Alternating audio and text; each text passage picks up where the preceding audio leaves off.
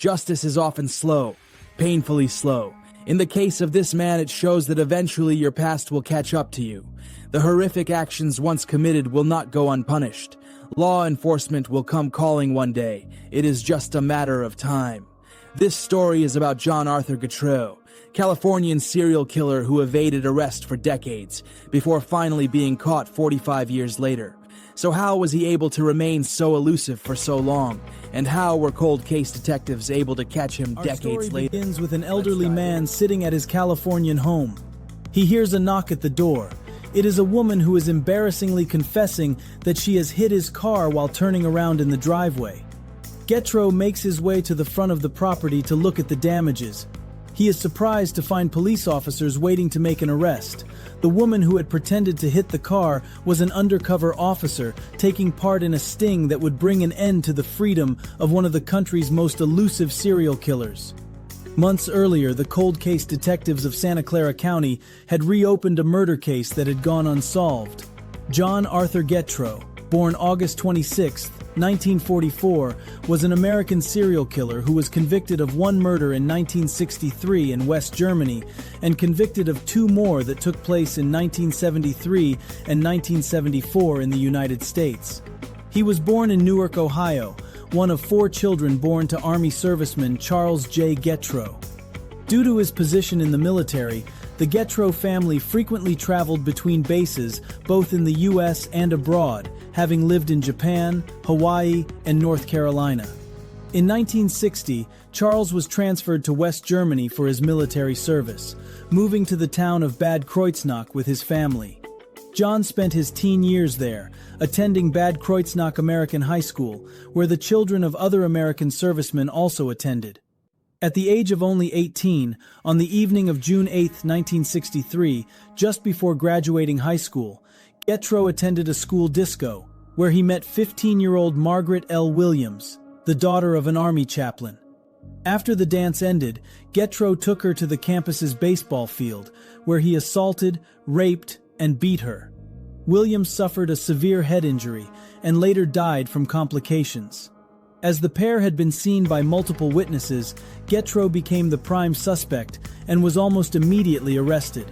While he initially denied meeting her at all, Getreu later admitted under questioning that he had had sexual intercourse with Williams, but still denied killing her. In June 1964, Getreu was found guilty on all counts and sentenced to 10 years imprisonment, the maximum sentence available under West German law at the time. After his sentencing, Getreu expressed apparent remorse about his crime and apologized to the victim's about the family. home life of Getreu growing up. Besides his father being a proud and devoted military man, it makes it difficult to understand how Getreu turned into a violent killer without the info. Was his upbringing violent and cruel and it molded him this way? Was it a peaceful and loving home and he was born this way? We may never know why he went down this evil path, but we continue watching to find out where it ends. If you're liking this video, please show support and subscribe to the channel.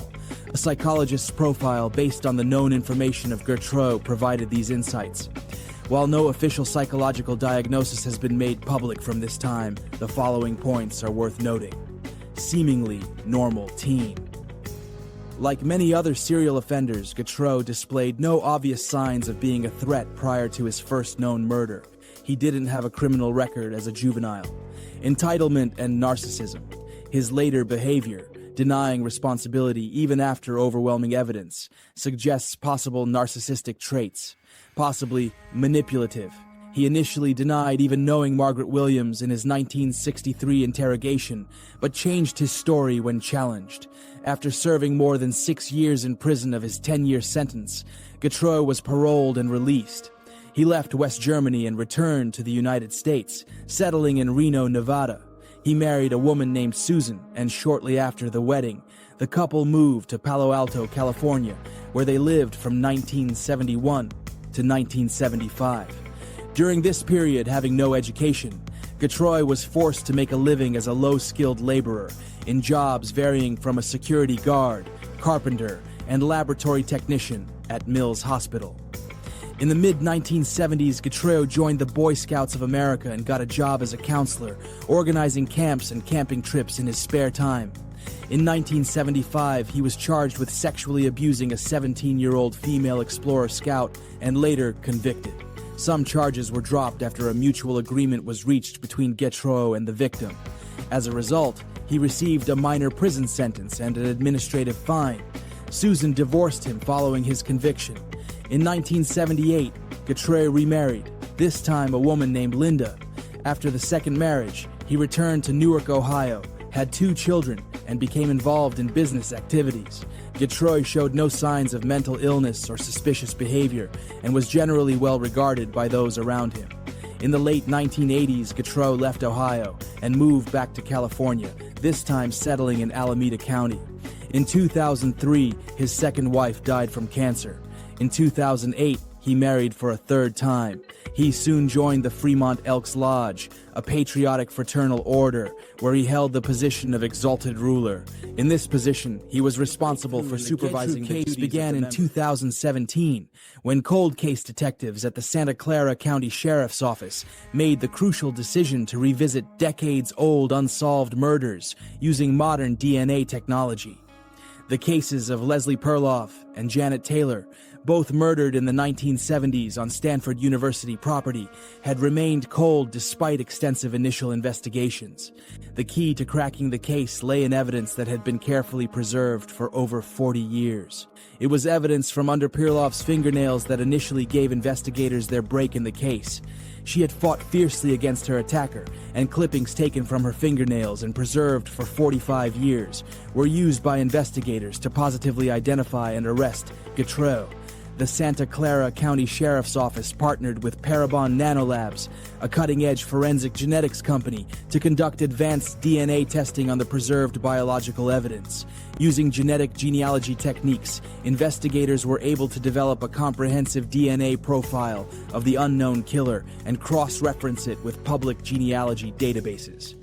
This process, known as investigative genetic genealogy, involves comparing unknown crime scene DNA to DNA profiles voluntarily submitted by individuals researching their family histories on platforms like GED Match and Family Tree DNA. When matches are found, investigators work backwards through family trees to identify potential suspects. The genetic genealogy analysis pointed investigators toward several family lines that could potentially include their suspect. Through painstaking genealogical research, they were able to narrow down the list of possibilities until John Arthur Getreu emerged as a person of interest. What made Getreu particularly compelling as a suspect was his criminal history. Background checks revealed his 1963 conviction for murder in West Germany, his presence in the Palo Alto area during the time of both murders, and his 1975 conviction for sexual assault of a minor, establishing a clear pattern of violent sexual behavior. By late 2018, Santa Clara County investigators had identified Getreu as their prime suspect, but they needed concrete evidence to link him definitively to the crime scenes. This led to one of the most crucial surveillance operations in California cold case history. The operation required careful planning and coordination between multiple law enforcement agencies. Santa Clara County Sheriff investigators arrested Getreu in 2018 after finding his DNA on evidence at the crime scene and matching it with his DNA found on a discarded coffee cup they had retrieved while he was under surveillance. The surveillance team established a careful watch on Getreu's Hayward home, monitoring his daily routines and waiting for an opportunity to collect a sample of his DNA. The legal requirements for such operations are strict. Investigators needed to ensure that any evidence collected would be admissible in court and that the chain of custody would be unbreakable. The breakthrough came when surveillance officers observed Getreu discarding a coffee cup. The final step was for investigators to confirm the DNA match by linking current DNA from Getreu to the DNA profile found on the fingernail clippings. Enter Getreu's discarded coffee cup. A week after sending it to the lab, investigators heard back. Getreu was a match. The coffee cup operation was executed with meticulous attention to legal protocol. Officers documented every step of the collection process, photographed the evidence in place, and maintained a detailed chain of custody from the moment the cup was retrieved until it arrived at the crime laboratory. The DNA extraction and analysis process took approximately 1 week. When the results came back, they provided the definitive link investigators had been seeking for 45 years. The DNA profile from the coffee cup matched both the evidence from under Leslie Perloff's fingernails and genetic material found on Janet Taylor's clothing. Getreu was convicted on the strength of DNA evidence culled from a disposable coffee cup he used and then threw away in 2018. That sample was matched with DNA swabbed from the inside and outside of Taylor's pants after her cold case murder was reopened in 2017. On November 20th, 2018, Getreu was arrested at his home in Hayward for the murder of 21-year-old Leslie Marie Perloff, a Stanford University graduate and law firm employee who went missing from Palo Alto on February 13, 1973. The arrest operation was carefully coordinated to ensure both officer safety and the preservation of additional evidence. Given Getreu's age, 74 at the time of arrest, and his apparent lack of recent violent behavior, investigators did not expect resistance, but they prepared early in the morning when Getreu was at home and unlikely to flee. Multiple units surrounded the property, while plainclothes detectives approached the front door with a fabricated story that they had accidentally made contact with his car while in the driveway. When Getreu accompanied the officer to review the damage, he was immediately taken into custody without incident. Following his arrest, investigators executed search warrants for Getreu's home and vehicles, looking for any additional evidence that might link him to other unsolved cases. They also collected additional DNA samples and fingerprints to ensure the forensic evidence would be unassailable in court. Perloff's fully clothed corpse, showing signs of sexual assault and being strangled with her own scarf, was discovered on February 16, 1973 along the Stanford Dish hiking trail. The initial investigation failed to identify the culprit, and the case remained cold until 2018, when authorities contacted researchers from Parabon Nanolabs to conduct DNA testing. Seminal fluids found on Perloff's body were isolated, and a genotypic profile of the killer was soon developed. In the fall of 2018, Getreu was identified as the source of the seminal fluid and arrested. On May 16, 2019, following additional testing of his DNA, Getreu was charged with another murder, that of 21-year-old Janet Ann Taylor, a Canadian college student who was found raped and strangled on March 24, 1974. She was last seen on campus grounds attempting to hitchhike back to her home in La Honda. Her body was discovered the following day in a roadside ditch near Sand Hill Road, near Manzanita Way. Janet Taylor was the daughter of Chuck Taylor, a famous coach and retired football player who, at the time of his daughter's death, held an administrative position with the Stanford University soccer team. Following his identification, there were immediate suspicions that Getreu was involved in other violent crimes. A woman named Sharon Lucchese alleged that he had attempted to kill her back in 1969. In February 2022, journalist Grace Kang alleged that she and her several investigators identified Getreu as the possible killer of 15-year-old Teresa Smith, who was murdered at her home in Newark, Ohio in 1980. No charges were filed in either case. Law enforcement agencies across multiple states began reviewing their unsolved cases from the 1970s and 1980s, looking for potential connections to Getreu. His pattern of moving between states, combined with his military background and history of violence against women, made him a person of interest in numerous cold cases. Investigators were particularly interested in cases that occurred during periods when Getreu lived in different locations: Nevada, California, and Ohio. They examined cases involving young women who had been sexually assaulted and murdered, looking for similar patterns of behavior and opportunity. However, the passage of time and the destruction or degradation of evidence from that era made it difficult to establish definitive links to additional crimes. While investigators strongly suspected Getreu was responsible for more murders than those for which he was ultimately convicted, the evidentiary standard for criminal prosecution requires proof beyond a reasonable doubt. In late 2021, Getreu's trial for the murder of Janet Taylor began in San Mateo County and lasted 3 weeks. The prosecution's case was built primarily on the DNA evidence, which was overwhelming in its implications. Expert witnesses explained to the jury how genetic material from the 1970s could be preserved and analyzed using modern techniques. The defense faced an uphill battle given the strength of the DNA evidence. Their strategy focused on challenging the reliability of decades-old evidence and questioning the chain of custody. However, the prosecution was able to demonstrate that proper protocols had been followed throughout the investigation. On September 15th, Getreu was found guilty on all counts by jury verdict and sentenced to life imprisonment without the chance of parole. The verdict came after relatively brief jury deliberations, reflecting the overwhelming nature of the evidence against him. He was then transferred to Santa Clara County, where he was to stand trial for the murder of Perloff. However, this second trial faced significant delays due to Getreu's declining health. Getreu had multiple health issues, including kidney problems, and had suffered a brain aneurysm during the long years prior to his trial. Due to his failing health, the trial was suspended, and Getreu was admitted to a prison hospital to undergo treatment. The trial resumed in late 2022, but the 78-year-old Getreu was forced to attend court proceedings from his hospital room via video link. This unusual arrangement required special accommodations from the court system to ensure his constitutional right to be present during his trial while also addressing his medical needs. On January 10th, 2023, he pleaded guilty to the murder of Perloff, admitting that he had killed her after she resisted his attempts to rape her. This guilty plea came after negotiations between the prosecution and defense, likely influenced by Getreu's deteriorating health and the strength of the evidence against him. He was later sentenced to an additional term of life imprisonment without the chance of parole. Following his conviction in the Janet Taylor case, Getreu was housed in the California state prison system, where he faced the reality of spending the remainder of his life behind bars.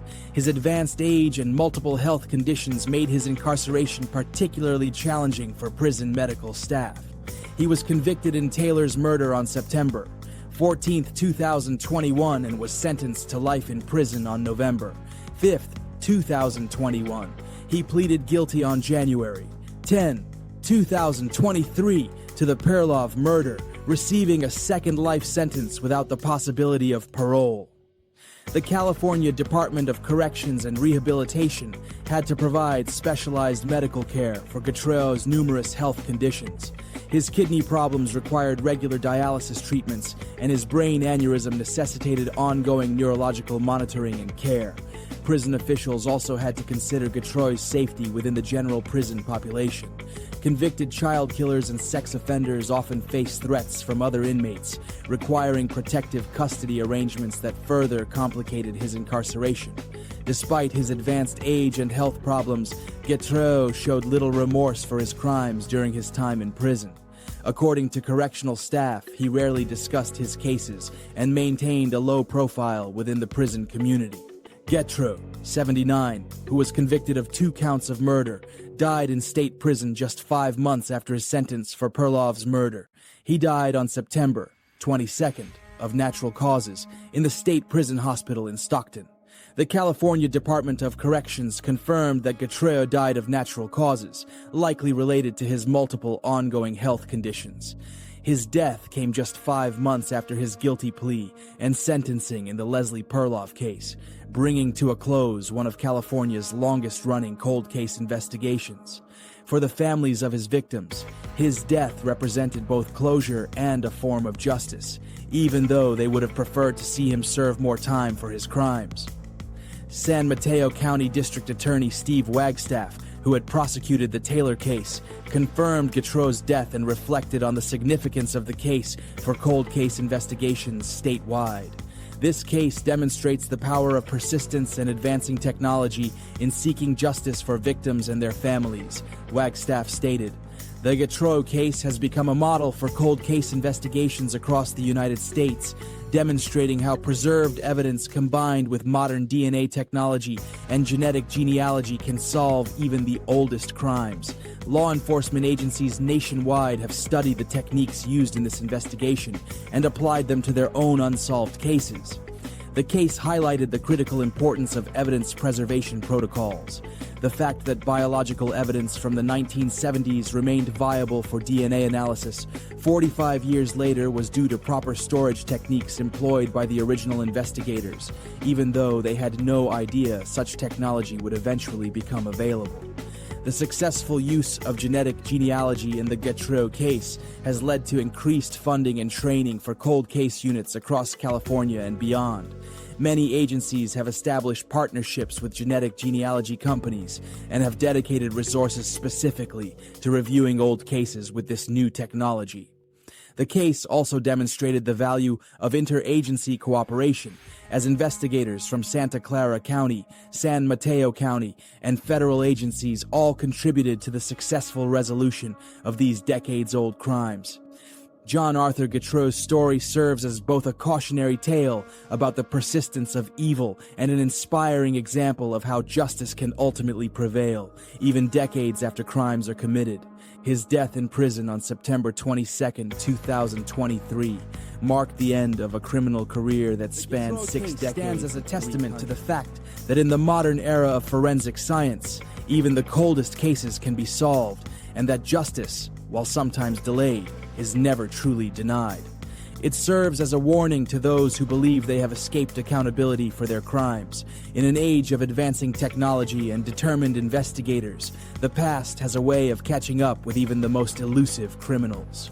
As law enforcement continues to solve decades-old cases using these techniques, the Getreu investigation remains a shining example of how persistence, technology, and careful police work can finally bring closure to families who have waited far too long for answers. Thank you for watching. Please like and subscribe for more.